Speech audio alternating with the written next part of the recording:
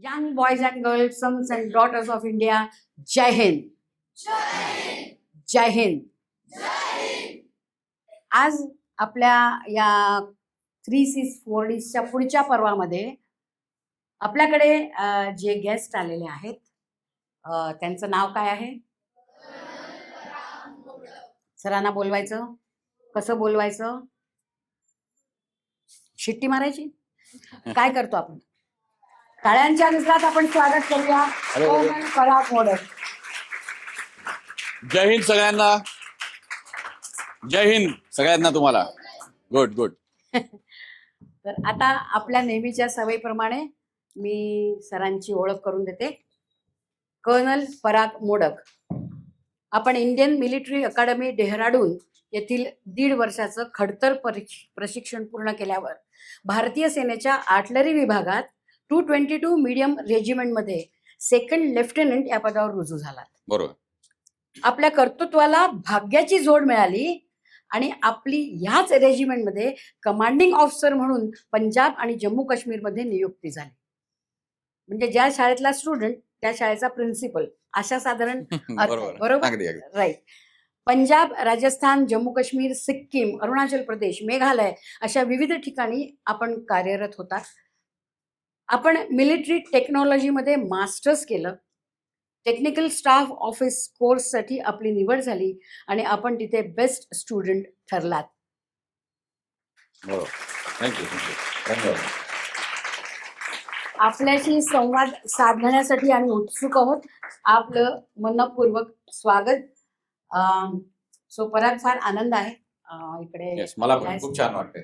आणि आपल्याला अजून एकदा टाळ्या द्यायच्या आहेत. आपण कसं करतो, पुण्याचे असले की टाळ्या देतो ना. हे पुण्याचे आहेत.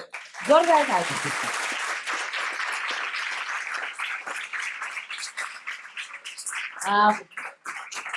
कर्नल पराग मोडक.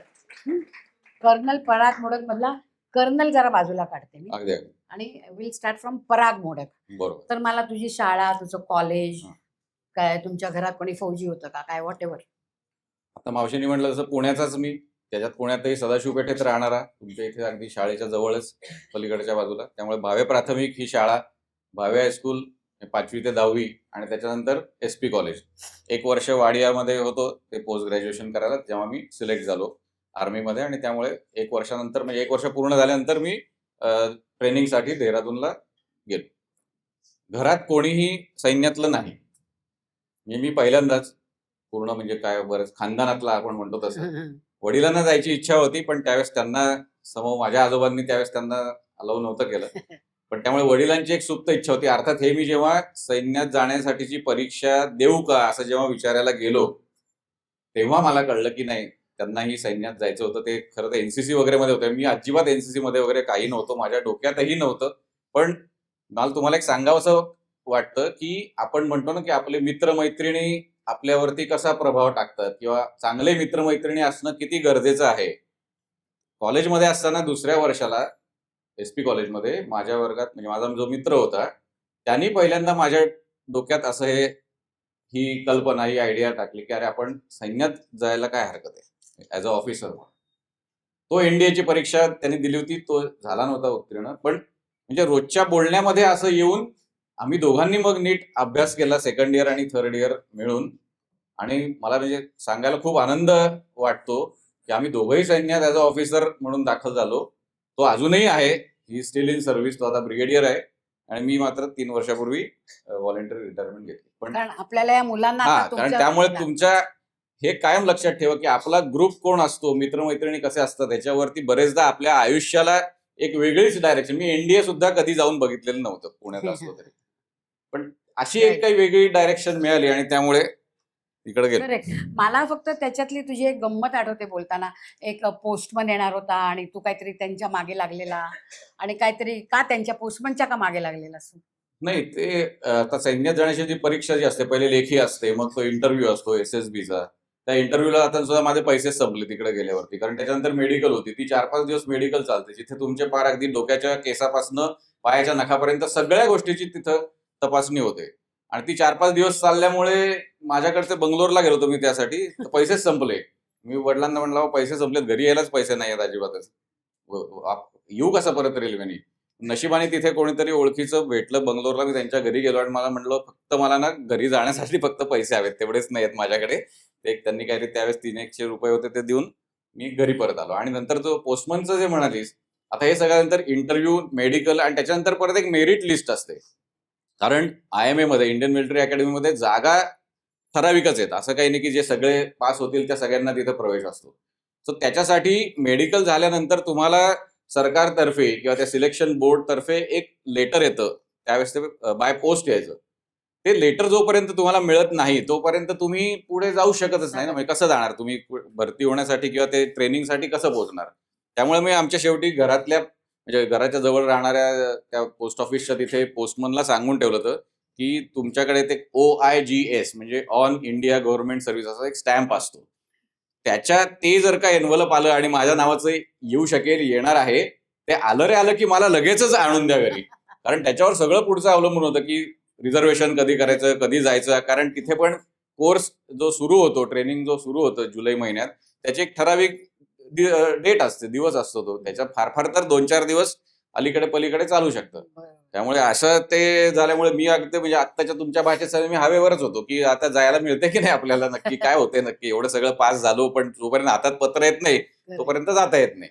आणि So- एक त्याच्यातलं तुझं मला सांगायचं होतं की ते जे तू जेव्हा गेला बेंगलोरला त्या सरांकडे, वडिलांच्या ओळखीचे जे होते त्या, की मला पैसे हवेत, तर त्यांनी किती पैसे मागितले? तिकिटापुरते. म्हणजे मला मध्ये खायला प्यायला पैसे लागतील असं नाही, फक्त तिकिटाचे पैसे द्या. आणि जेव्हा त्याचा पहिला पगार आला, त्यांनी वडिलांना सांगितलं तुम्ही नाही देणार. जेव्हा त्याचा पहिला पगार आला तेव्हा त्यांनी ते पैसे त्यांना परत केले. की माणसाची जी जेन्युनिटी असते की मला देतायत पैसे तर उगाच मी जास्त नाही ना मागणार. कोका कोला प्यायला नकोय, मला जायचंय, तेवढे पैसे द्या. आणि मग तो जो प्रवास तेव्हाचा त्यांनी केला. ओके. सो आता आपण मला वाटतं आधी एक व्हिडिओ बघूया आणि मग पुढे जाऊ. हा.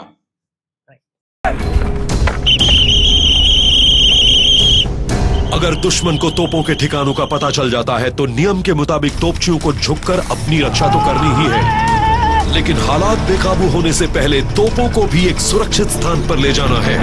आखिर तोपों के बगैर एक तोपची तो कुछ भी नहीं।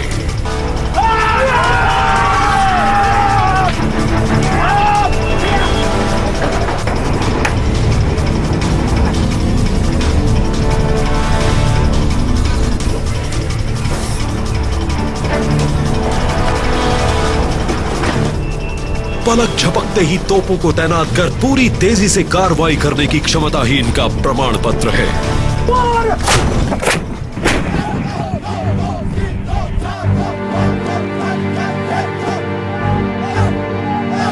अपनी हर चाल में बिजली जैसी फुर्ती ही एक अच्छे गनर की पहचान है।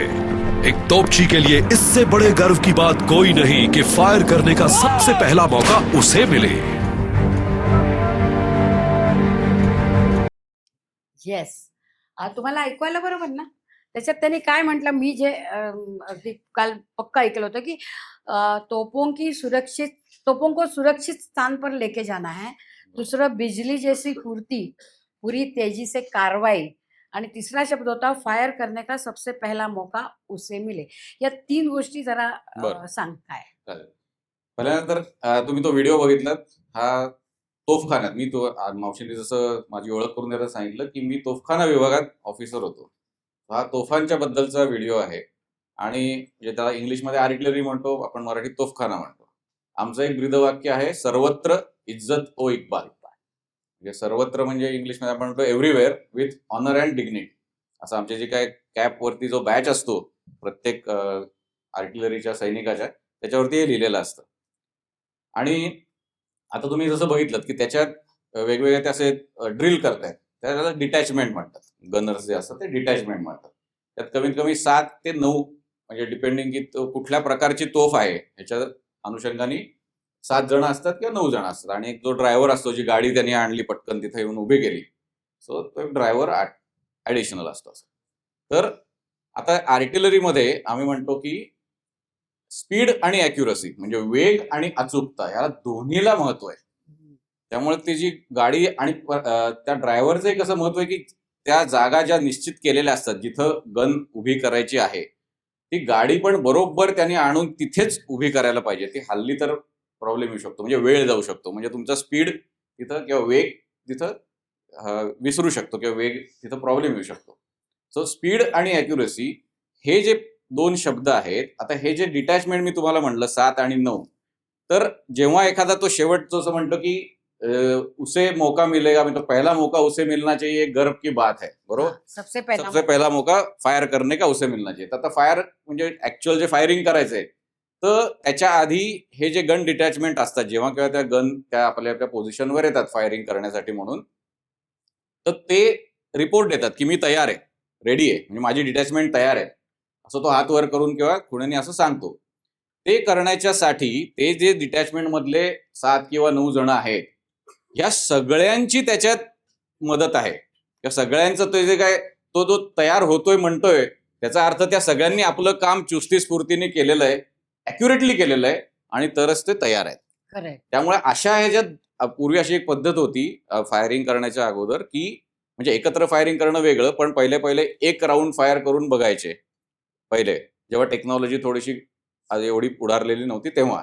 सो तेव्हा जो कोणी रेडी पहिला रिपोर्ट देईल, त्याला रेडी रिपोर्ट म्हणतात, पहिला रेडी रिपोर्ट देईल त्याला मान मिळायचा, पहिला राऊंड फायर करायचा. येस येस येस, राईट पण राईट. नुसतं तेवढंच नाही. आता ते हे झालं, इथे तुम्ही ग्राउंडवर आहात 70%, पण तो राऊंड फायर झाल्यानंतर तो गोळा पण बरोबर ॲक्युरेटली त्याच्या टार्गेटवरती पडला पाहिजे, तर त्याचं सगळ्याचं सार्थक झालं असं म्हणता येईल. पण त्यामुळे ते जे म्हणतात की त्यामुळे तो जे प्रेस्टिज, म्हणजे त्याच्यात आपापसात त्या डिटॅचमेंटमध्ये एक काय म्हणतात त्याला, स्पर्धा असायची, म्हणजे निरोगी स्पर्धा असायची नॅचरली. असं कोणी भांडाभांडी नाही करायचं, बरोबर. किंवा मी ॲक्युरेटली माझ्या डिटॅचमेंटनी ॲक्युरेटली सगळं कारवाई केली आणि मी पहिले तयार झालोय, फायरिंग करायला आता मी तयार आहे, तुम्ही म्हणाल तिथे मी आता फायर करतो. करेक्ट. अशा तुम्ही पण म्हणता ना माझं पहिलं झालेलं आहे, हं. मग ते चुकीचं असेल तर पहिल्याला पहिला नाही राहत ना.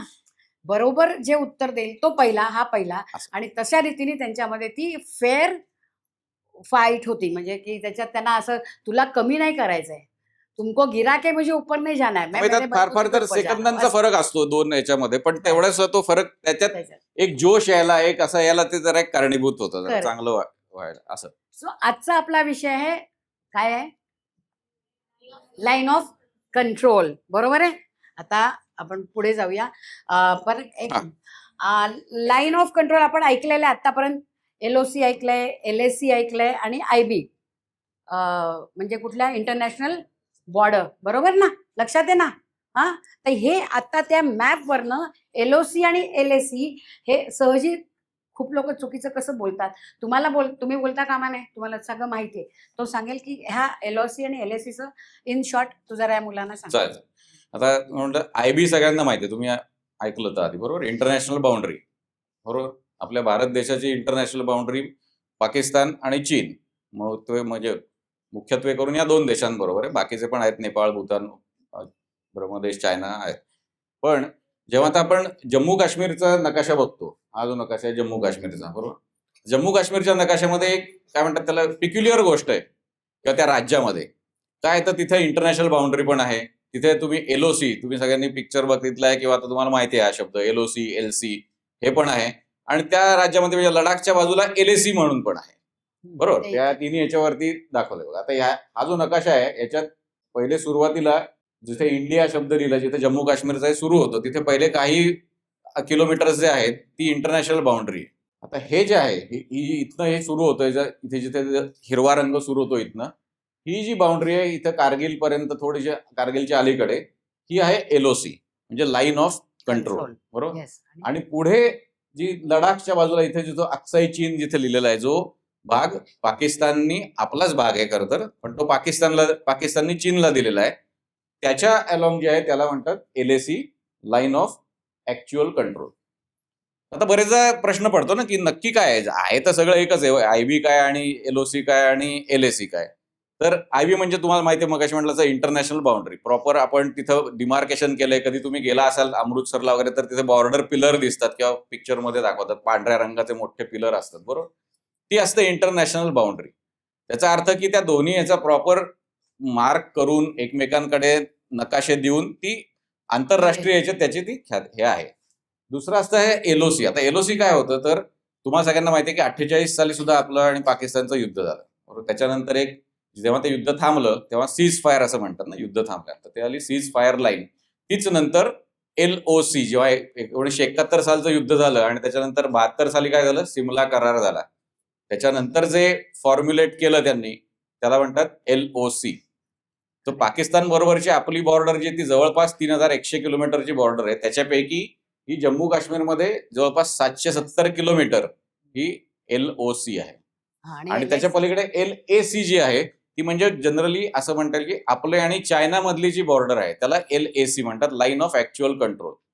पण यात फरक काय आहे की तुम्हाला म्हटलं तसं की सिमला करार किंवा त्याच्या आधी जी सीज फायर झाली ह्याच्यानंतर ही LOC आली, म्हणजे त्याला काहीतरी थोडंसं स्टँडिंग आहे आंतरराष्ट्रीय याच्यात, प्रॉपर कुठे ना कुठेतरी डिमार्केशन आहे. दोन्ही बाजूच्या मिलिटरीजना माहिती आहे की हे आहे आणि दोन्ही बाजूने ऍग्री केलंय की ही लाईन आहे. तसं चायनाच्या आणि आपल्या बाबतीत नाहीये.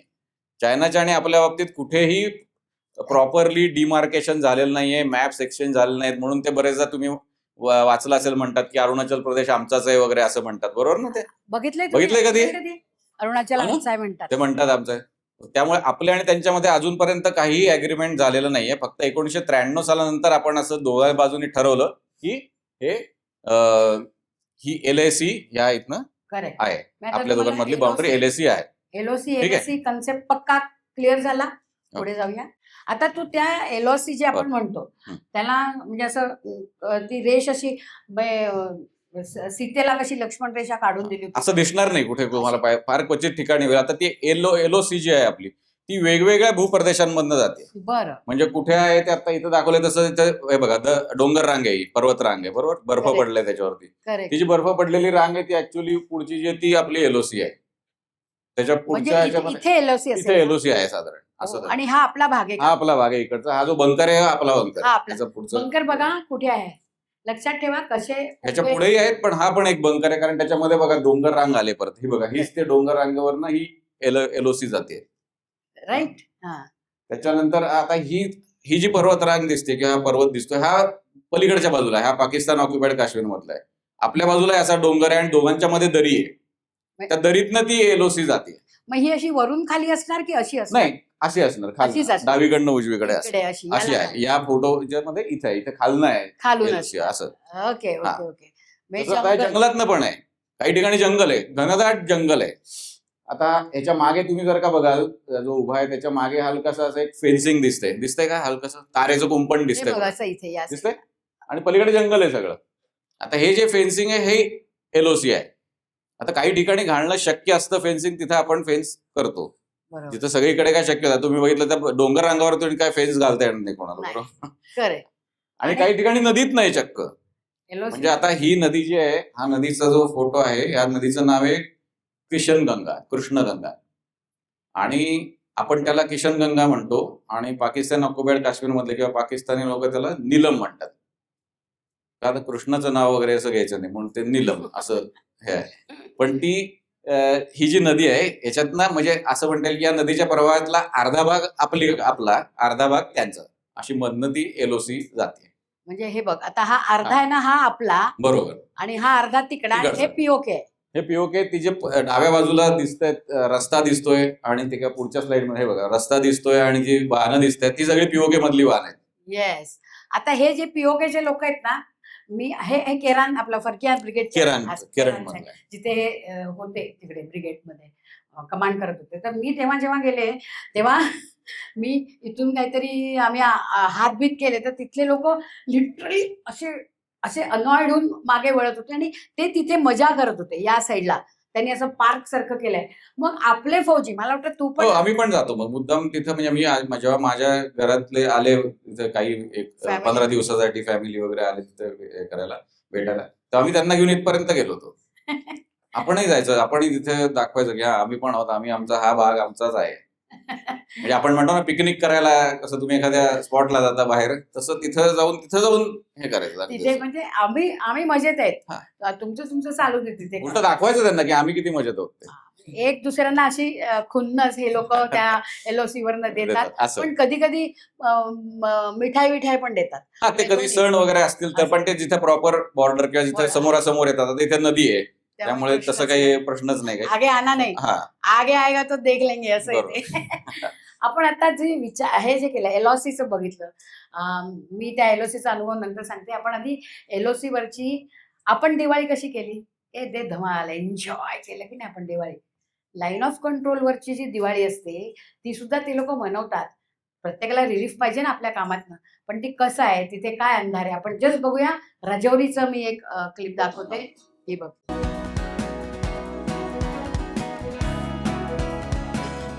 LOC वरची दिवाळी आहे, तिथे दिवाळी सैनिक आपले कसे साजरे करतात त्याचा व्हिडिओ आहे.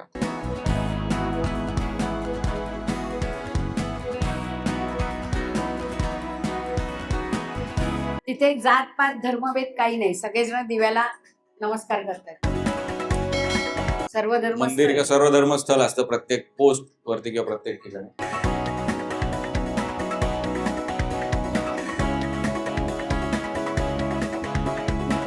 आणि पराग गन्स घेऊन चाललंय, बुलेट प्रूफ हो. जॅकेट घालून. दिवाळी 24 तास कायम तुम्ही तयारच असायला पाहिजे, म्हणजे दिवाळी असो किंवा अजून काय असो. आणि त्यात भारत माता की जय. आणि अंगावरती बुलेट प्रूफ जॅकेट पण घातलंय बघा त्यांनी, ते तयार आहेत. काही जरी झालं तरी यू शुड बी रेडी. घरापासून दूर आणि ह्या फॅमिलीत ते दिवाळी सेलिब्रेट करतात, घरचे लोक नाही.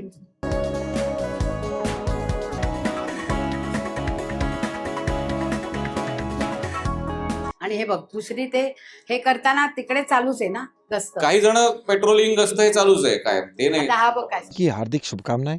हम चाहते हैं कि सभी देशवासियों की जो दीपावली है वो शुभ हो. मैं पूरे भारत के देशवासियों को यही कहना चाहूँगा कि आप लोग दिवाली मनाइए, सुरक्षित तरफ से मनाइए. Wishing you a happy Diwali. या स्पिरिटसाठी आपण त्यांना जोरदार टाळ्या देऊया.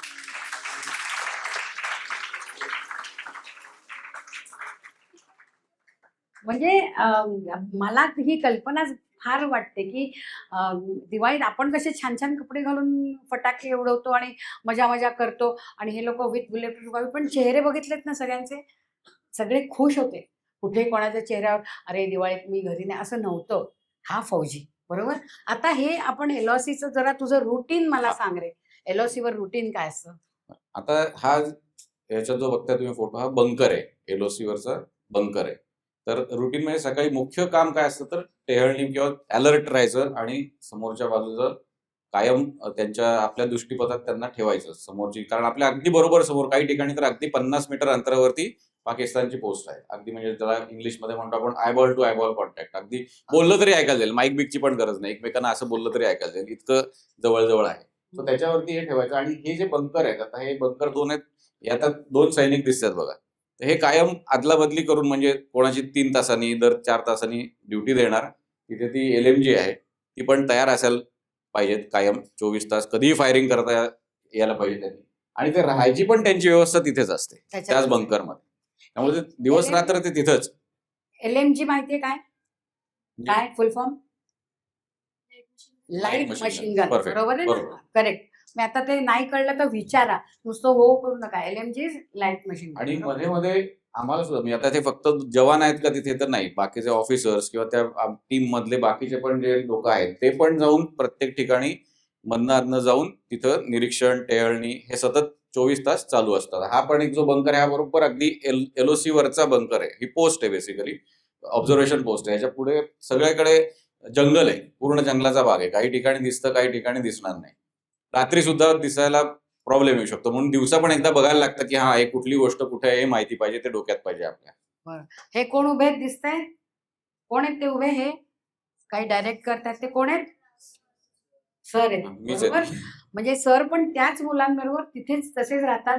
ते कसे राहायचे ते पण आपण विचारू तुला हा. पुढच्या ह्याच्यामध्ये. हे तू हे बघा, हे पण observe मी आणि करता. माझे इथे सहकारी आहोत, जे आम्ही त्या जंगलातला जी वाट असते, पेट्रोलिंगची वाट असते. कारण इथं पेट्रोलिंग पण चालू असतं दिवसा रात्री वेगवेगळ्या वेळेला. काही वेळेस आपलं फेन्स असेल तर फेन्सच्या कडेकडेनी, काही ठिकाणी तुम्हाला म्हटलं तसं दरी तिकडे तिकडे जायला लागतं. तिथं जाऊन ते चेक करायला लागतं की इथे काही सायन्स तर नाहीये की कोणी इकडनं यायचा प्रयत्न करताय नाही करताय, हे सगळं चेक करायचं असतं. करेक्ट. आता हे काय आहे सांग? हा, आता ही पण बघा, उजव्या फोटोत दिसतंय वरच्या ती समोर फेन्स आहे बरोबर, ते LOC वरचा आहे. परत हा LOC वरचाच बंकर आहे, याच्या पलीकडे जे आहे ते POK आहे. तसंच त्या ह्याच्यामध्ये वेगवेगळी उपकरणं आहेत, दिवसा पण ऑब्झर्वेशन. कारण नुसतं डोळ्याला कधी कधी पूर्ण दिसत नाही, क्लिअर होत नाही, आपण बायनोक्युलर वापरतो, दुर्बीण वापरतो. या दुर्बिणीच्याच पुढचं स्पॉटर स्कोप किंवा अजून वेगवेगळी प्रकारची आयुध हे असतात, इक्विपमेंट आहेत, ते वापरतात. हा आर्टिलरीचा एक इक्विपमेंट आहे, त्याच्यातनं तो ऑब्झर्वेशन बघतोय, काय आहे, कुठलं टार्गेट आहे, कुठं आम्ही काय करायचं हे दिवसा बघतोय. तसंच हे जे आहे हे रात्री बघताय.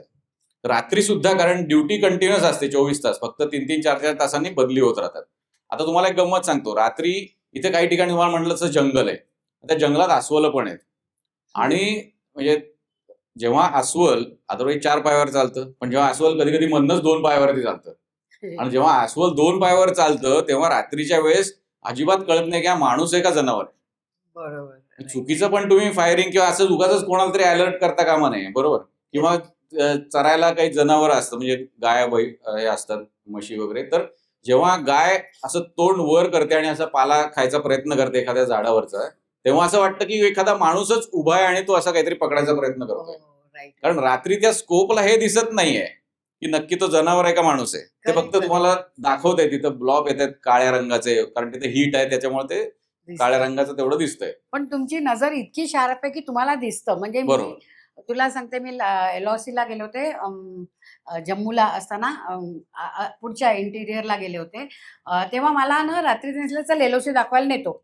सो आपले ब्रिगेडियर पिटरकर सर त्यांनी गाडी थांबवली आणि गच्च अंधार, म्हणजे काय त्याला डोळे बंद केल्यावर जसा अंधार असतो ना तसा, हे लाईट बीट ऑफ करा आणि बसा, मग कळेल. आपल्याला अंधाराची कल्पना नाही, कारण 42 लाईट येतो, मोबाईलचा येतो, असा अंधार माहीत नाही. तर मी उतरले, मला माझा पाय कुठे उतरतो माहीत नाही, आणि मी म्हटलं कुठे LOC? तो बोला यही तो है, हम दिखाने के लिए लाए. म्हटलं मला दिसत नाही. तो बोला आम्हाला दिसते. म्हटलं तुम्हाला दिसते? मी फक्त त्याचा असा हात धरला होता गच्च, आणि त्यांनी सांगितलं माझ्याबरोबर चला, आणि मग लांब कुठेतरी मला लाईट दिसला, आणि त्या अंधारात ते जे बघतात तेव्हा मला तुमची एक फार छान मी वाचलं होतं की we see the invisible. This is regarding फौजीज. We see the invisible, we feel intangible, and we feel the and we achieve the impossible. म्हणजे जे आम्हाला लोकांना दिसत नाही ते आम्हाला दिसतं, जे अस्पर्श आहे त्याला आम्ही स्पर्श करू शकतो, आणि आम्ही अशक्य ते शक्य करू शकतो. ह्या सगळ्या लोकांसाठी जोरदार आहे. इथला एक इन्सिडेंट मी सांगतो. हा. हा जो अलर्टनेस, हे जे चाणक्य, हे जे डोळ्यात तेल घालणं, आपल्याला एक इथलाच या पोस्टवरचाच एक तुम्हाला एक खरोखर घडलेली घटना सांगतो. आता तुम्हाला या ह्याच्यात दिसलं की मी तुम्हाला म्हटलं तसं दिवसा पण सगळं नीट बघायला पाहिजे, समोर कोण आहे, काय ऑब्झर्वेशन, आणि रात्री पण बघत असत, बरोबर. तर असंच माझ्याच रेजिमेंटचा एक ज्युनियर कमिशन ऑफिसर, JCO ज्याला म्हणतात, तो एका पोस्टवरती होता, आणि त्यांनी तो सकाळी पण असं टेळणी करायचा, बघायचा असं समोर. तुम्हाला म्हटलं असं जवळजवळ पोस्ट असतात, ते एकदा त्याला नुसतं डोळ्याने पण दिसू शकतं. सो त्या दिवशी सकाळी त्यांनी बघितलं की असं त्याच्या समोर इथे एक काहीतरी पोस्ट आहे, आणि तिथे 5 माणसं आली गेली, काहीतरी तिथं हालचाल झालेली आहे. इतके दिवस काही नव्हती, आज तिथं हालचाल झाली आहे काहीतरी, बरोबर. त्याच दिवशी रात्री जवळपास 1-1:30च्या सुमाराला त्यांच्या पोस्टवरती हल्ला झाला. म्हणजे त्याला इंग्लिशमध्ये बॅट ॲक्शन असं म्हणतात, बॉर्डर ॲक्शन टीम्स. म्हणजे यांच्या टीम असतात दहशतवाद्यांच्या, किंवा काही वेळेस त्याच्यात पाकिस्तानचे रेंजर्स पण असतात. ते आपल्या पोस्टवरती हल्ला करतात, काहीतरी नुकसान करायचा हा हेतू असतो, आपल्या लोकांची कॅज्युअलिटी करायची, आणि जमलं तर टेररिस्टना तिकडनं घुसवायचा, असा त्यांचा हेतू असतो. छोट्या छोट्या टीमनी ते हल्ला करतात. तसा त्या पोस्टवरती 1:30 वाजता रात्री हल्ला झाला, आणि मी त्या JCOशी हे नंतर एक तासाभरातच त्याच्याशी मी फोनवरती बोलत होतो. ते हल्ला झाल्यानंतर आपल्याकडे जे उपकरण आहेत, इक्विपमेंट आहेत, त्याच्यातनं तो रात्री जी इक्विपमेंट त्याच्याकडे होती, तो बाकीच्या सैनिकांना, जिथं हल्ला झाला होता त्या डायरेक्शनला त्यांनी त्या इक्विपमेंटचं तोंड केलं होतं, आणि त्यांना तो आपल्या बाकीच्या सैनिकांना सूचना देत होत्या की इथं आहे, इथं इकडं फायर करा, असं करा, असं करा. आता त्याला काय वाटलं कोणास ठाऊक, म्हणजे आपण सिक्स सेन्स म्हणू, किंवा जो डोक्यात एक काहीतरी सतत हे काम केल्यामुळे जो अलर्टनेस आलेला असतो, मी तो आत्ता इकडं बघतोय असं. आणि त्याला आठवलं की अरे सकाळी तर मी काहीतरी जेव्हा बघत होतो तेव्हा इथल्या बाजूला इथे जे पोस्ट आहे पाकिस्तानचं, तिथं मी हालचाल बघितली, तिथे लोक बघितली होती. हे सकाळी बघितलं, आणि हे रात्री 2:30ची सुमाराला त्याला एकदम हे असं आठवतंय, बरं का. माझ्याशी बोलतोय एकीकडे फोनवरती, आणि तो इकडनं बोलतोय, त्याला सूचना देतोय. काय त्याला वाटलं, त्यांनी ते आपल्या इक्विपमेंटचं जे तोंड आहे ते इकडे केलं, की मला सकाळी इथं दिसलं होतं, तर मी इकडे बघतो काय आहे का. त्यांनी इकडे केलं आणि लिटरली हे असं फेन्स आहे ना, म्हणजे अक्षरशः 10-15 मीटर अंतरावरती 2 टेररिस्ट उभे होते त्याच्या बंकरच्या जस्ट बाहेर. म्हणजे तो माझ्या बरोबर बोलताना ओरडला की साहेब येतो आगे, त्यांनी जोरात फोन ठेवून दिला. मला कळेना एकदम 2 मिनिटं काय झालं. नंतर कळलं ऑफकोर्स की त्यांनी जेव्हा बघितलं की अरे एकदम त्यांनी जे काय डोक्यात आहे त्यांनी ते इकडे वळल्यानंतर अक्षरशः 10-15 मीटर अंतरावरती, म्हणजे जर का 30 सेकंद चुकली असती तर त्या तिघांनी, आणि ह्यांनासाठी ते सरप्राईज झालं असतं. त्यांना माहितीच नव्हतं इकडनं कोणीतरी, तर वाटलं की इकडे सगळा हल्ला होतोय. सो इकडनं जेव्हा हल्ला जर का झाला असता, ते जर का त्याच्यात सक्सेसफुल झाले असते ते दोघं जण, तर मग त्या बंकर मधले जे कोण होते आणि प्लस अजून सुद्धा आपली बरीच कॅज्युअल्टी होऊ शकली असती, झाली असते, अगदी 100% झाली असते. या अलर्टनेस साठी आज ए मिळालाय तुम्हाला. अलर्टनेस प्रचंड जोरदार. मी लगेचच मी जेव्हा तिथं पोहोचलो त्या पोस्टवरती, त्या बटालियन मध्ये, इन्फंट्री बटालियन होती, माझा जेसीओ तिथे ऑब्झर्वेशन पोस्टवरती होता, तेव्हा त्यांच्या कमांडिंग ऑफिसरनी मला लिटरली मिठी मारली की सर आज ह्या माणसामुळे तुमच्या वाचलेलो आहोत, नाही तर काहीतरी आपले नक्की जबरदस्त नुकसान झालं असतं. पण म्हणजे हा अलर्टनेस पाहिजे. तुम्ही बघा की म्हणून म्हटलं दिवसा पण ऑब्झर्वेशन पाहिजे, रात्री पण पाहिजे, 24 तास तिथं खरोखरच 24/7 तुम्ही अलर्ट असायला पाहिजे. प्रत्येक जवान अलर्ट असायला पाहिजे. एकाने येऊन दुसरा झोपलाय असं काय अर्थ नाही. अशी या अलर्टनेसवर आपण नंतर येणार आहे. या मुलांना आपण सांगू काय त्यांच्याकडनं अगदी. होतं. तू मला हे सांग तुझ्या या पोस्ट बद्दल. हा, आणि बर्फाखाली आता- गेल्या पोस्ट तर काय हो, करता तुम्ही? आता काश्मीरमध्ये बरेचदा कसं होतं तुम्हाला माहिती आहे, बर्फ पडतं. हिवाळ्यात खूप बर्फ पडतं. काही काही ठिकाणी 15-15, 20-20 फूट बर्फ पडतं. म्हणजे आपले सगळे बंकर अक्षरशः बर्फाखाली जातात आणि हे जवळपास 3-4 महिने असतात. तर काही ठिकाणी जे असतात ते मग तिथं आपल्याला काहीतरी ठेवायला लागतं की बाबा तेवढ्या वेळापुरतं जर का सैनिक दुसरीकडे तिथं हलवायला लागतो शेजारच्या बंकरमध्ये किंवा असं, पण तिथं खुणेसाठी काहीतरी ठेवायला लागतं की इथंच हे बंकर आहे आपला, कारण इतकं बर्फ पडलेलं असतं 4-4 महिने, 20-20 फूट बर्फ असतं. याच्यात पण तुम्हाला दिसेल बघा की बर्फ क्लिअर करतायत ते, नाही तर जाताच येणार नाही आतमध्ये, कसं जायचं. हा, म्हणजे हे आज जायसाठी क्लिअर करतायत. आणि इथे तू इथं मी हे जिथं माझं हेडक्वार्टर होतं तिथली ही हालत आहे. म्हणजे ह्याच्यापेक्षा अजून उंचीवरती जी ठिकाणं असतील तिथं किती बर्फ पडत असेल बघा. म्हणजे बरेचदा असं होतं की बर्फाचे महिने जेव्हा संपतात ना तेव्हा सगळं वितळतं बर्फ एप्रिल मे महिन्यात, आणि आधीच आपल्याला एक अशा ठराविक त्या रस्त्यावरनं चालायची सवय झालेली असते. एप्रिल महिन्यात वाटतं अरे आपण एकदम 2 फूट खाल्लं चाललोय कुठं तरी, कारण इतके दिवस अशा वरनं चालायची सवय झालेली असते आपल्या शरीराला, पायाला, सगळ्यांना. एप्रिल महिन्यात वाटतं हे आपण कुठे आलो, कुठेतरी भलतीकडे आलो बहुतेक, हा रस्ता एकदम खाली कसा काय गेला, एकदम 3 फूट खाली गेला रस्ता एकदम, असं होतं तिथे एकदम. आणि हे तू लीड करतोय त्यांना एडिट करतोय माझ्या पोस्ट वरती जाण्यासाठी म्हणून, पण इतकं बर्फ होतं की तो मागे जो डोझर आहे त्यांनी त्याला तो रस्ता क्लिअर करायला लागला तरच ते पुढे जाता येणं शक्य होतं. आपण बोलताना पराग तू बोलला होता की जसे तुझे फौजी अलर्ट असतात तसा तू तुझ्या बंकरमध्ये डोक्याशी काय घेऊन झोपायचा? हो, म्हणजे रात्री ते उलट असतं. एलओसी वरती अजून एक वेगळं दिनचर्या असते, म्हणजे तर रात्री म्हणजे दिवस असतो आणि दिवसा म्हणजे रात्र असते. कारण रात्री झोप तुम्हाला मिळतच नाही. मी जसं मावशी म्हटलं तसं मी जेव्हा रात्री म्हणजे मी झोपायचोच नाही. मी जेव्हा जोपर्यंत तिथे होतो तेव्हा मी बसल्या बसल्या झोपायचो, आडवा कधीच झालो नाही.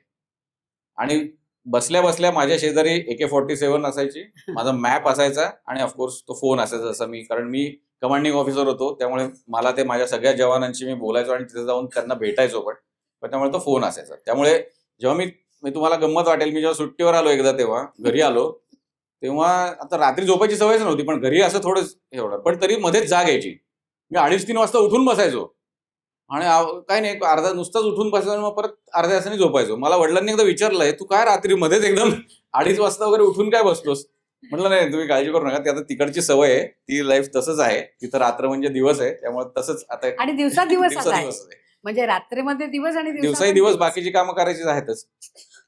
आता हे बघा, याच्यात हे एक फेन्स तुम्हाला दिसतंय बरोबर, हे आपल्या बऱ्याच आतल्या बाजूला घातलेलं फेन्स आहे, पण दाखवायचं कारण असं की ह्याच्यावरती हे अगदी पूर्ण उंचीपर्यंत फेन्स आहे, वरपर्यंत जिथे ते दिसतंय ते होतं, पण बर्फ पडल्यामुळे त्याची काय हालत झाली बघा, पूर्ण दबलं. कारण 3-3 महिने 15-15 फूट जर का याच्यावरती बर्फ साचत राहिलं तर ते उभं राहू शकत. त्यामुळे दरवर्षी हा एक्सरसाइज जो असतो की बर्फ वितळलं की परत याची डागडुजी करायलाच लागते, दरवर्षी करायला लागते. एका अगदी एक्स्ट्रीम बॉर्डरला गेले होते तेव्हा त्यांनी मला सांगितलं की हे जे फेन्स आहे ना पराग, ते तुटतं किंवा ते खाली जातं, तर त्या साईडनी काही लोक त्याच्यावर गाद्या टाकतात आणि गादी टाकून ते आपल्याकडे येतात. म्हणजे इथे कळत नाही फेन्सचा आवाज किंवा काय त्याचा लाईटचा काही त्यांना फरक नाही पडत. आणि मग इथे ढोक म्हणून असतं की जिथे ते लोक त्यांचं विंटरचं सामान ठेवतात आपले इंडियन्स, त्या गवताच्या गंजींमध्ये ते येऊन तिथे लपतात हे क्रॉस करून. म्हणजे जरी LOCची लाईन असली तरी ती सातत्याने ती चालू नसते. आपल्या लोकांना डोळ्यात तेल घालून सैनिक दिवस रात्र तिथे उभा असतो. आणि म्हणून आपण इथे मजेत बसून आज हा कार्यक्रम करतो आहे. असं नाहीये की आपल्या इथे ती सिक्युरिटी तिथे आहे ना म्हणून इथे आपण सेफ आहोत, हे तुम्ही पक्क लक्षात ठेवा. बरं, जरा मला तोफांबद्दल सांगशील तू आता? हा. आता मग तुम्हाला प्रश्न पडेल की आता मी जर का तोफखान्याचं आहे तर मग आर्टिलरी किंवा तोफांचं काय करतात त्यावेळेस तिथे, बरोबर ना? कारण हे तर बाकीचं फेन्स आहे, तिथे गस्त चालू आहे, सगळंही चालू आहे. पण तसं नसतं. आता मी जसा आर्टिलरीचा होतो तर माझ्या ज्या तोफा असतात त्या अशा याच्यामध्ये बंकर किंवा त्या खड्ड्यामध्ये डिच खोदून तिथं तयार असतात कायमच. 24 तास तयार असतात. त्याच्यात तुम्हाला दिसेल आता मागे पण काही हे दिसतात, त्याच्यात ते ॲम्युनिशन ठेवलेलं असतं. हे तोफांसाठी एक ती जागा पर्टिक्युलर मुकर्रर केलेली आहे, तिथे असतात. आणि या कायमच तयार अवस्थेत असायला लागतात. असं कधी वेळ पडली तर ह्याच्यातनं फायरिंग करायला पाहिजे. म्हणजे आता जेव्हा उरीच्या नंतर जेव्हा आपण सर्जिकल स्ट्राईक केला, आता ही जी पर्टिक्युलर, मी तिथं नव्हतो त्यावेळेस, पण ही माझ्याच रेजिमेंटची गन आहे आणि ह्याच्यातनं फायरिंग झालेलं होतं त्यावेळेस, उरीच्या वेळेस सुद्धा. खरंय. काही काही वेळेस तर असे एक बंकर प्रॉपर, ज्याला वरनं पण ओव्हरहेड प्रोटेक्शन आहे, अशा बंकरमध्ये सुद्धा आपण गन लावून ठेवलेली असते. समोर टार्गेट दिसतंय. कारगिलचा तुम्ही व्हिडिओ बघितला असेल की तिथे डायरेक्ट समोर दिसत होतं, त्याच्यावरती आपल्याला फायरिंग करायचंय माहिती असतं. तसं जर का इथे टार्गेट असेल तर त्या बंकरमध्ये ती तोफ आत आणून ठेवलेली असते. त्याचा मेंटेनन्स, त्याचे ते मगाशी तुम्हाला म्हणलं डिटॅचमेंट वगैरे जे त्याची असतात ते सगळे तिथेच राहतात, त्याच बंकरमध्ये आपल्या गनच्या बरोबर. बरं, मला एक सांग, तोफांचं महत्व काय सांग? म्हणजे अच्छा. आर्मीमध्ये 3 ना तुम्ही, आर्मर्ड?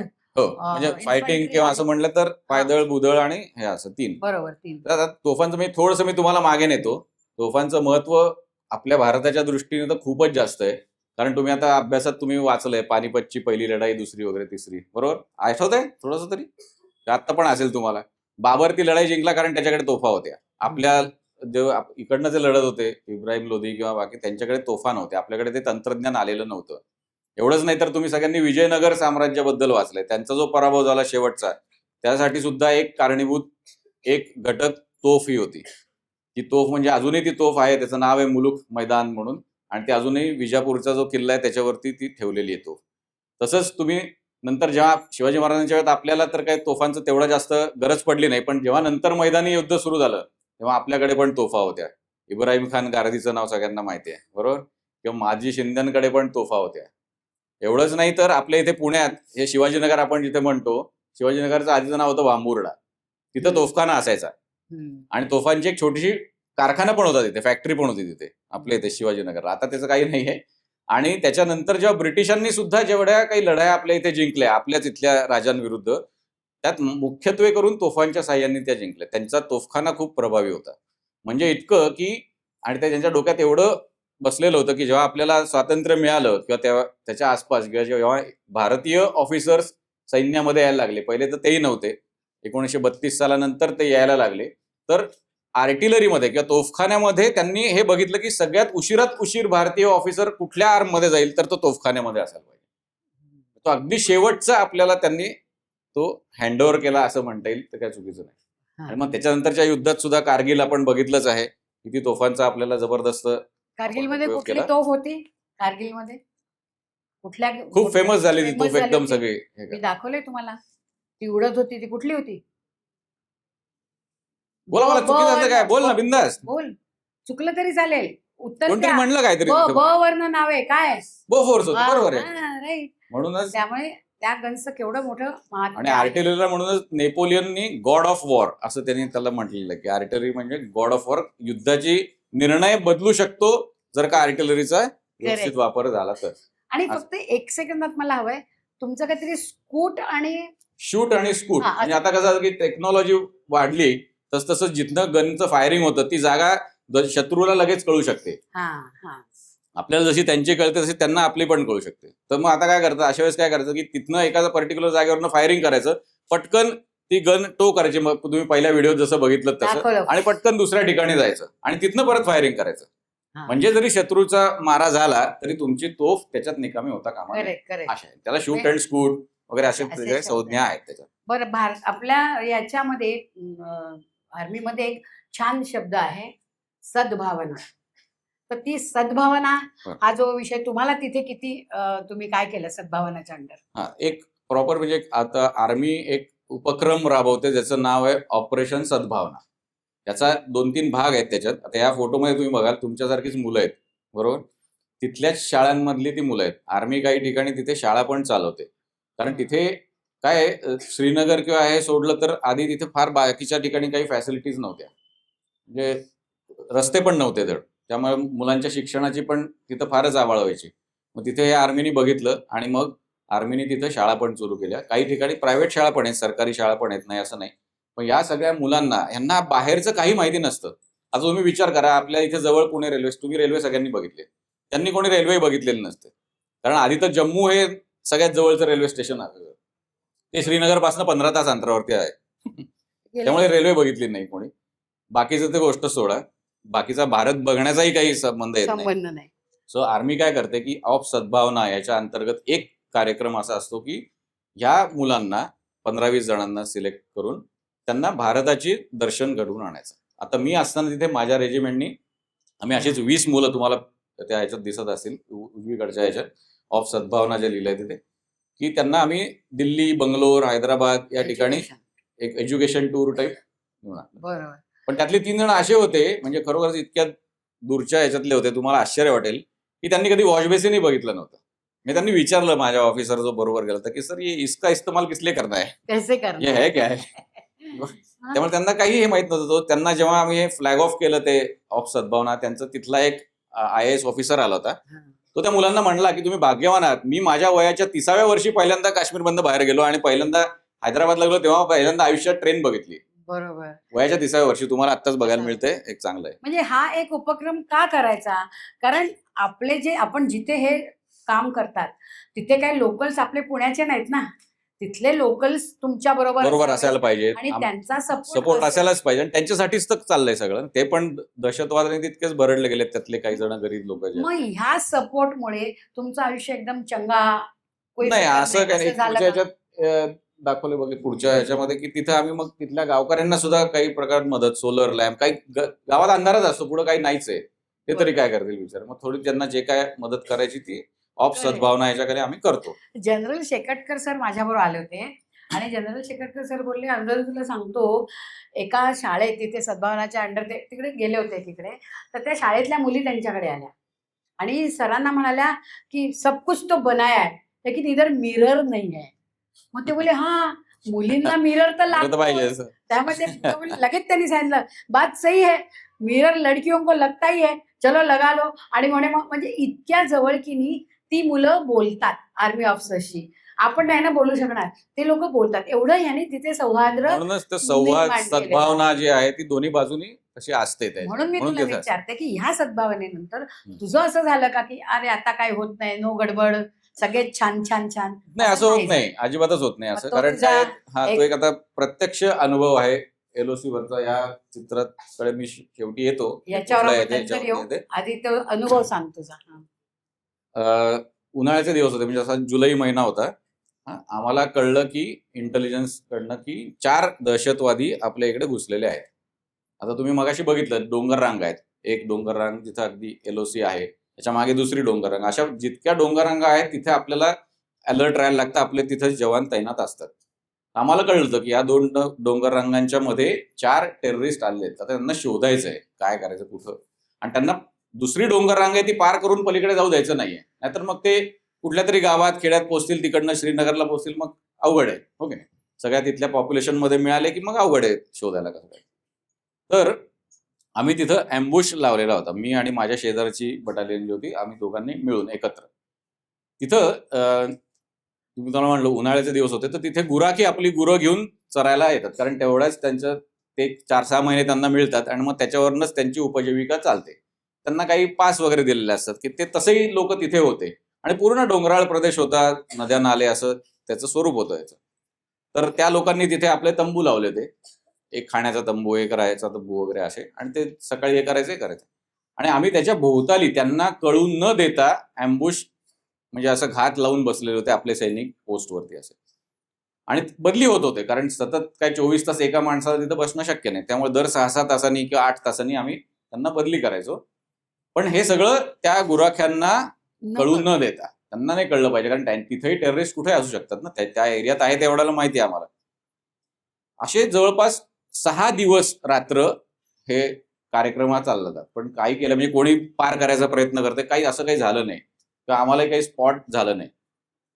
7व्या दिवशी साधारण संध्याकाळच्या वेळेस तिकडे सूर्यास्त लवकर होतो, 4-5 वाजता अंधार पडतो, त्याच्या आधीच मग ते लोक जेवण करतात. तुम्हाला म्हटलं तसं एक जेवणाचा तंबू होता.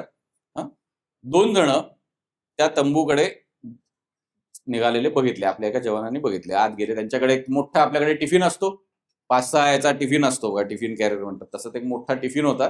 आणि तुम्ही बघितलंय की ते लोक कसे पोशाख घालतात साधारण, असा पायघोळ असतो, त्याच्यावरती घोंगडी सारखं किंवा कंबल ज्याला म्हणतो तसं असतं, फिरन म्हणतात त्याला. अशाच ड्रेसमध्ये होते आणि ते दोघं आत गेले, त्या तंबूत गेले. थोड्या वेळाने नाही तर तो आम्हाला माहिती पडलं होतं 5-6 दिवसात की हा जेवण जिथं तयार होतं तो तंबू आहे. तिथनं थोड्या वेळाने ते बाहेर आले आणि दोघं परत चालायला लागले, दुसरीकडे जायला लागले. चालता चालता त्या दोघांपैकी एकाचा पाय, आपण असा जस्ट पाय असा घसरतो की नाही, आणि त्याच्या अंगावरती जे कंबल फिरण जे काय घेतलं तर ते असं निसटून आलं खाली. तर जनरल आपण काय टेंडन्सी, आपण कसं करतो, आपली रिॲक्शन काय असते की आपण हात करून ते असं परत आपल्या खांद्यावरती घ्यायचा प्रयत्न करतो, बरोबर? असं कोणी करायचं. तो जेव्हा तसं करत होता तेव्हा आपला जवान जो अँबुश मध्ये बसलेला होता तेव्हा त्याला त्याच्या खांद्याला असलेली AK-47 दिसली. तेवढ्या काही 3-4 सेकंदांमध्ये म्हणजे कळलं की हा नक्कीच टेररिस्ट आहे. गुराखी असं त्याच्याकडे AK-47 काय काम आहे. नक्कीच हो घेतो गुराखी, तो तर आपली गोळी घेऊन आला, त्याच्याकडे AK-47 कसा असेल. मग कळलं की हे दोघं तर नक्की. मग त्यांनी इमिजिएटली लगेचच त्याला म्हणजे फायरिंग सुरू झालं लगेच आपल्या अलर्ट काय, त्यांनी पहिले गोळीच घातली पाहिजे आणि त्याला लोळवला. आणि त्याच्यानंतर दुसऱ्याने पण फायरिंग वगैरे थोडंफार सुरू केलं, पण तो पळायला लागला. दुसऱ्यालाही आपण नंतर त्यालाही तिथं त्या दिवशी संध्याकाळी त्यालाही मारलं. पण आम्हाला तर कळलं होतं की 4 जण आहेत, हे तर 2च जण आहेत, अजून 2 कुठे आहेत. आता अजून 2घांना तर शोधायला पाहिजे. सो तो जो दुसरा जो होता जो पळत ज्या दिशेला चालला होता, कारण प्रत्येकाची रिॲक्शन तशीच असते. आपण आपल्या कुठे आपली सेफ प्लेस जिथे आपली जिथं लपायची जागा आहे तिकडे आपण पहिले पळतो, ओके. आडोसा घ्यायला पहिले आपण पळतो आणि आपल्याला माहिती असतं की इथं जर का मी लपलेत, माझे साथीदार इथंच आहेत, तर आपण त्यांच्या मदतीसाठी म्हणून तिकडे पहिले पळतो. तो ज्या डायरेक्शनला ज्या दिशेला पळत होता त्या दिशेला परत मग आम्ही अजून ते कॉर्डन ज्याला म्हणतात तो जवळ जवळ जवळ तिथं जास्त शोध घेतला. तरी सुद्धा अख्खी ती रात्र जावी लागली. दुसऱ्या दिवशी पहाटे 6 वाजता वगैरे ते अजून 2 जण सापडले. कारण ते पण अत्यंत वेल ट्रेन्ड लोक असतात, ते बरेचदा तुम्हाला, आणि त्यांना सुद्धा माहिती असतं की कसं भुयार खणून तिथं लपायचं. म्हणजे बरेचदा असंही झालेलं आहे की समोर उभा आहे तुम्ही इथे एका ठिकाणी, त्याच्या खाली तो लपलाय तरी तुम्हाला कळणार नाही की तो आहे. इतकं ते हे करतात. अशा प्रकारे म्हणून त्या दुसऱ्या दोघांनाही मारलं दुसऱ्या दिवशी सकाळी. आणि हे ते 4 जण जिथे तुम्हाला त्यांच्या त्या डेड बॉडीज दिसत आहेत, हे ते 4 अफगाण अतिरेकी होते. त्यांच्याकडे अम्युनिशन आणि ते सगळं होतंच, AK-47 वगैरे. त्यांच्याकडे रेडीमेड, आपण खातो की नाही रेडीमेड पावभाजी वगैरे कसं खातो तशी रेडीमेड हे करायची पाकिटं, मॅप्स आपल्या बाजूचे, छोटे छोटे मोबाईल फोन्स. एवढंच नाही तर ते आपण फ्रुटीची वगैरे कशी पाकिटं असतात तशी मेड इन पाकिस्तान पाकिटं, असं सगळं. म्हणजे जवळपास एक 7-1 दिवस पुरेल आरामात, काही प्रॉब्लेम येणार नाही, एवढं सगळं ते सुसज्ज होऊन होते. या सगळ्यातनं तुमच्या लक्षात आलं की जे चाणाक्षपणा, जे डोळ्यात तेल घालून राखण करणं आणि अलर्टनेस हे काय आहे, हे ह्याच्या जवानांनी आणि अफसर्स तिथे आणि बेसिकली आपल्या. आणि तुम्ही बघा त्या फोटोमध्ये की ते 4च जण आहेत, पण आपले किती जण तिथे हत्यारबंद उभे आहेत बघा. म्हणजे 4 जणांना शोधायला त्या एवढे लोकांचं एवढे त्यावेळेस असतात तेवढे. आणि अजून एक छोटासा तुम्हाला भाग सांगतो, आता असं होत नाही, पण आधी जेव्हा टेररिस्ट म्हणजे त्यांना कळायचं की आता आपण गोळी लागली, मेलो, त्यांच्याकडे हँड ग्रेनेड पण असतात. ते हँड ग्रेनेडची क्लिप तुम्ही बघितलंय पिक्चरमध्ये बघितलं ना, क्लिप काढून हँड ग्रेनेड असा फेकतात, बरोबर? कारण काही थोडासा त्यात डिले असतो, 5-7 सेकंदाने तो फुटतो. ते हँड ग्रेनेडची क्लिप काढून स्वतःच्या अंगाखाली तो ठेवून द्यायचे. म्हणजे काय होईल की जर का एखादा आपला जवान गेला, एखादा तो टेररिस्टला मारलाय गेला, तर आपण पहिले काय करू, त्याला तो जसा काय पालथा पडला असेल आणि पालथे पडून राहायचे मुद्दा, तर आपण त्याला बाजूला करू, असं हे करू की काय झालंय बाबा, त्याचं नक्की जिवंत आहे मेलाय काय. पण असं करताना तुझी जर का ते खाली हँड ग्रेनेड त्याने ठेवला असेल, हातबॉम्ब ठेवला असेल, तर तो फुटणार आणि आपला सैनिक पण कॅज्युअल्टी होणार. असे लोक आधी करायचे. आता ते आपल्याला कळल्यानंतर आपण काय करतो, जेव्हा जेव्हा असं होतं तेव्हा आपण त्याच्या पायाला एक मोठी दोरी बांधतो, 50 मीटर असलेली, आणि त्याला खेचत थोडं दूरवरती घेतो. म्हणजे जर का त्याने असं काही लपवलं असेल, जरी तो ब्लास्ट झाला तरी आपल्या सैनिकाची तिथं काही कॅज्युअल्टी होता कामा नये. राईट. असं एक हे असतं. एकदा या चाणाक्षपणासाठी टाळ्या दिल्या त्या दिवशी जर का त्या 2 सेकंदाचं त्याचं लक्ष नसतं, तर आम्हाला अजून किती दिवस तिथं राहायला लागला किंवा किती दिवस ते अँबुश लावून ठेवायला लागलं असतं माहित नाही. बरोबर. काही होऊ शकलं असतं. आपण जरा आता पुढे जाऊया. हो. शस्त्रास्त्र शब्द माहितीये तुम्हाला? शस्त्रास्त्र म्हणजे काय? म्हणजे गंमत आहे. तुम्ही सांगायचं, तर मी नाही. शस्त्रास्त्र याच्यात कुठला शब्द आहे, त्यात काय काय शब्द आहेत? शस्त्र आणि अस्त्र बरोबर, माहितीये Good. तुम्हाला? Very बरोबर. Very good, very good. First class. मग हे ते इथे मग आता शस्त्र म्हणजे काय आणि अस्त्र म्हणजे काय, एक एक सांगा असं बोलून. हा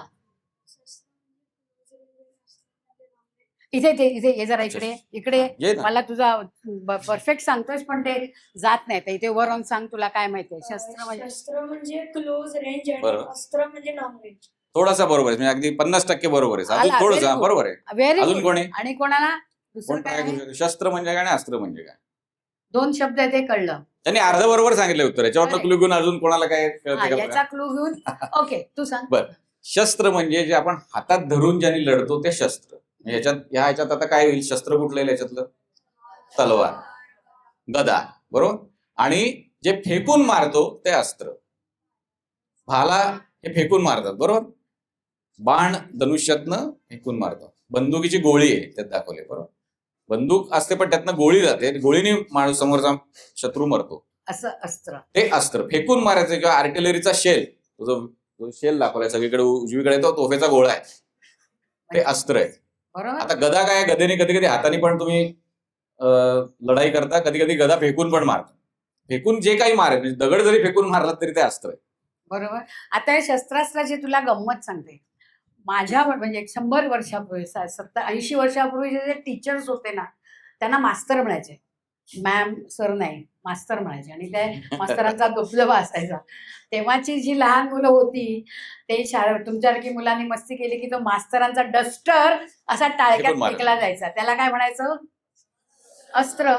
डस्टर हे अस्त्र झालं. मग ती पिढी संपली.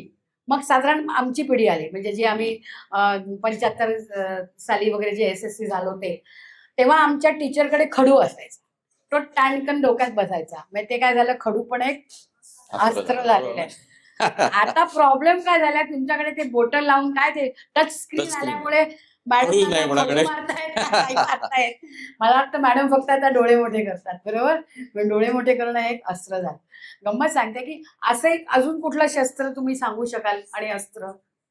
विचार करा, जर सांगता आलं तर सांगा. लक्षात आहे? कुठलं? जोरात सांगा. सांगा ना अभिनंदन, असं काय चुकीचं काहीच नसतं. काय कुठलं? बोल. बोल बोल. हात. हात बरोबर आहे. आपल्या हाताने मारलं तर ते शस्त्र झालं, Very बरोबर good. आहे. अगदी बरोबर. आई मारते की नाही? नाही नाही मारत. जे काय हातात धरून मारतं तेच आहे, हो की नाही? कळलं. हा बोल बोल. दांडपट्टा, दांडपट्टा. बरोबर, शस्त्र आहे. Very अगदी right. बरोबर. कोणतरी लाटणं म्हटलं मग अशी, हो ना? बरोबर. लाटणं. लाटणं म्हणलं, बरोबर आहे. लाटणं हाताने मारलं तर शस्त्र झालं, फेकून मारलं तर अस्त्र झालं. Correct. तुम्ही म्हणू शकता घरी पाहिजे, आता आई मला अस्त्राने तू मारतेस का वगैरे असं असं म्हणू. हा. चप्पल काही. लाडू. जे काय असेल ते अगदी बरोबर, Fantastic. अगदी बरोबर. अशी अगदी सगळी अस्त्र शस्त्र जी बरोबर, आहेत, अगदी बरोबर. यातल्या कितींचा उपयोग तुमच्यावर झालाय मला माहित नाही, है ना? असं एक जस्ट गंमत. हा. पूर्वी सैन्यांमध्ये निशाणं असायची, वेगवेगळी प्रत्येकाचे ध्वज असायचे, बरोबर. त्या ध्वजाला खूप महत्व असायचं की ते ध्वज म्हणजे एक मानाचं प्रतीक असायचं त्या सैन्यापुरतं. सो तसं आताच्या ह्याच्यामध्ये आर्टिलरीमध्ये जी तोफ असते, तोफ म्हणजे तो ध्वज आहे, आमचा फ्लॅग आहे. हम्म. आणि मग वेपन कुठलं आहे, अस्त्र कुठलं आहे, तर मगाच्या त्या स्लाइड मध्ये जो तोफेचा गोळा दाखवला, हा, हा, ते बरोबर. गोळा आहे ते शस्त्र आहे, अस्त्र आहे, वेपन आहे ते. असा छोट्यातला 2 मधला थोडासा हा. फरक आहे. हा, फरक आहे, राईट. आणि ते महाभारत सिरियल मध्ये नाही का ते तो ध्वज असायचा तो रथाला, असं म्हणजे ते ध्वज ही संकल्पना ध्वज ही संकल्पना तेव्हापासून आहे. तेव्हापासून आपल्याकडे आहे. आता आपण जेव्हा LOC चा विचार केला, तुम्ही म्हणाल आम्ही थोडी लाईन ऑफ कंट्रोलवर आहोत, आम्ही कशाला त्या शिस्तील, तर कॅन यू टेल की हे LOC इन युअर लाईफ काय आता तुमच्यासाठी का तो सैनिक तर तिकडे आहे, LOC वरती आहे, तो लाईन ऑफ कंट्रोल असा त्याचा पूर्ण आहे की कंट्रोल मध्ये आयदर तिथपर्यंत आपला कंट्रोल आहे आणि आपण त्याची देखरेख करतोय, बरोबर.